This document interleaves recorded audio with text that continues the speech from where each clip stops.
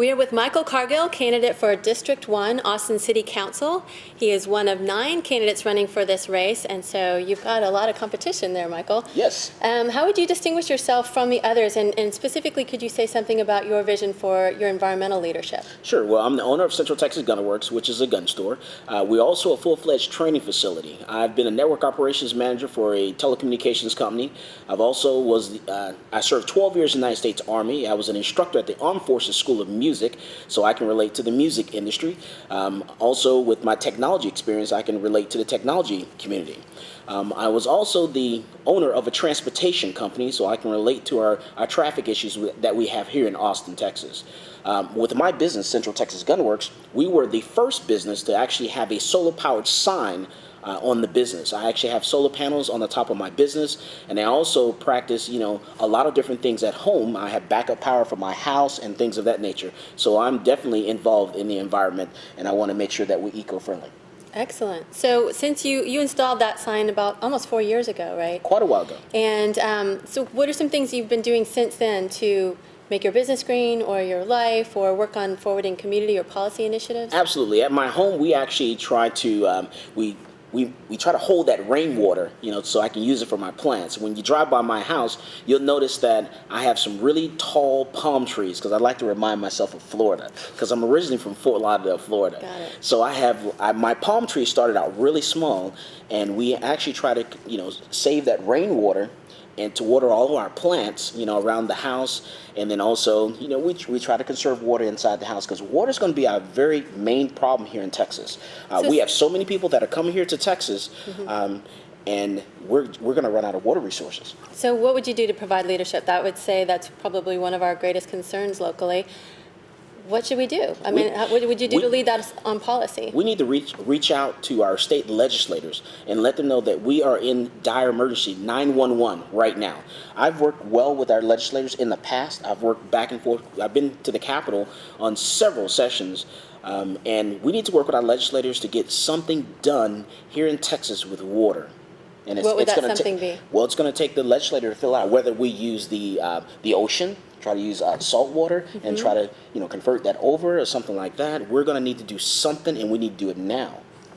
Okay, so the ocean, that's one. What is the something? I really want to get what your ideas are. Oh, well, I'm by far not an expert on this subject. Okay. And I would actually get with the experts and, and sit down and figure out what is the best way that we can do this because we're going to run out of water. What would be your methodology for learning what the best options are in a category? How do you educate yourself to make an informed decision about, say, something environmental?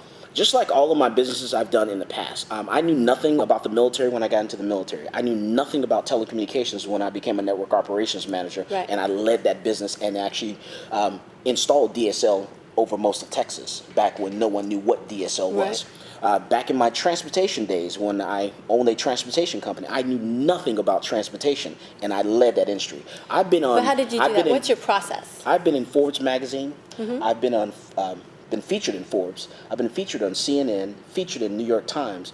My process is to get in there and educate myself, talk with the experts and find out what their suggestions are, and then make an informed decision and go down that path. Right. So you have some expertise now in transportation, having had a business in the category. What do you think we should be doing to advance transportation solutions and reduce carbon emissions? Well, there are a couple things we can do, and we can actually pay down the debt in doing that and actually help the environment all in one notch. One of the things I would like to do is the city of Austin is actually sitting on prime real estate downtown. We have the city of Austin, also your state agencies. What I would actually do is I would get those agencies to sell some of that prime real estate that they have downtown and actually move that on the outer limits of the city. So relocate neighborhood schools to the outer limits? Not the schools, but you have your office buildings, the city office buildings. You have your state government buildings. I would actually try to get them to move on the outskirts of the city and build roads where they can actually go on the outskirts, directing traffic to the outskirts of the city in those government facilities. They can build those facilities so that they're eco-friendly.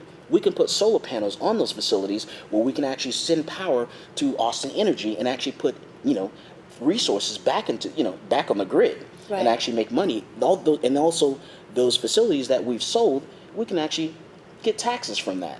So now we're talking about increasing our revenue, putting energy back on the grid, and it's a win-win situation for everyone.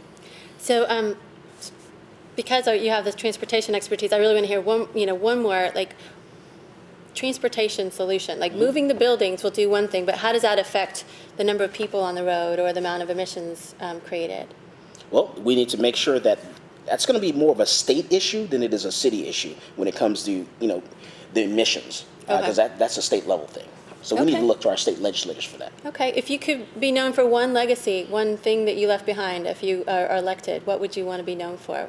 Well, one, I'm a strong voice. I believe in every industry that I've been in. I've been in several different industries, and I'm a leader in those industries. No, just like a legacy. Like what one environmental project, like say. If you could accomplish one thing, what would it be?